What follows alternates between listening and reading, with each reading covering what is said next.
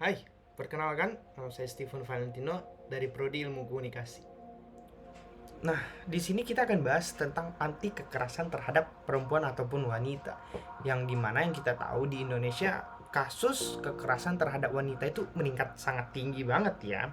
Nah, di sini kita akan bahas kenapa sih kekerasan terhadap wanita itu terjadi gitu kan, kenapa cowok itu tega membuat kekerasan terhadap wanita.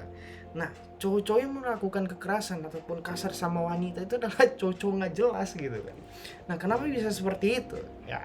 Seperti yang saya katakan, kalau misalnya cowok-cowok jelas itu tidak akan melakukan kekerasan terhadap wanita. Yang kita ketahui seperti itu kan, hanya cowok-cowok yang disebut brengsek ataupun nggak jelas aja yang melakukan hal kekerasan terhadap wanita.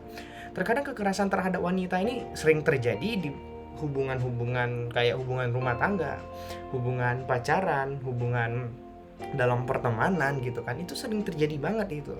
Nah, untuk perempuan kalau misalnya ada laki-laki yang melakukan kekerasan, cepat langsung dilawan ataupun cari cara supaya dia tidak melakukan kekerasan kedua kalinya, putusi hubungan yang masih pacaran gitu kan. Kalau dia melakukan kekerasan lagi, ya udah putuskan karena itu tidak baik dalam suatu hubungan gitu kan.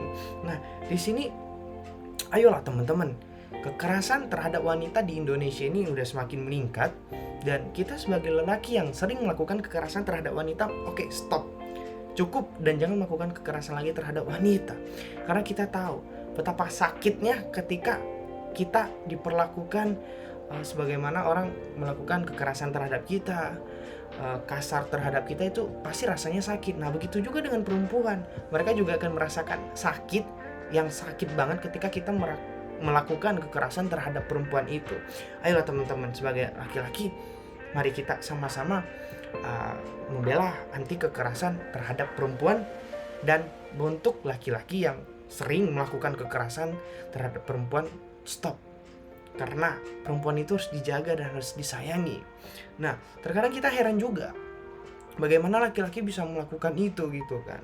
Nah, orang kadang laki-laki yang melakukan kekerasan terhadap wanita adalah orang yang belum dewasa ataupun belum menguasai diri, yang dengan tanda kutip emosional masih ada di dalam mereka. Mereka tidak bisa tidak bisa mengontrol emosional mereka karena mereka belum dewasa. Mereka belum bisa mengontrol emosional mereka.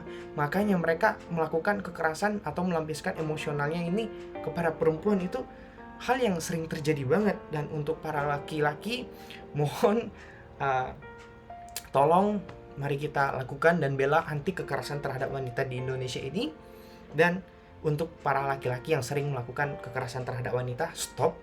Mari kita memperbaiki diri masing-masing untuk kedepannya, karena anti kekerasan terhadap wanita ini bisa memperbaiki hidup kita kedepannya saat membangun keluarga ataupun membangun suatu hubungan. Ayo teman-teman, jangan sering menyakitin wanita ataupun melakukan kekerasan terhadap wanita.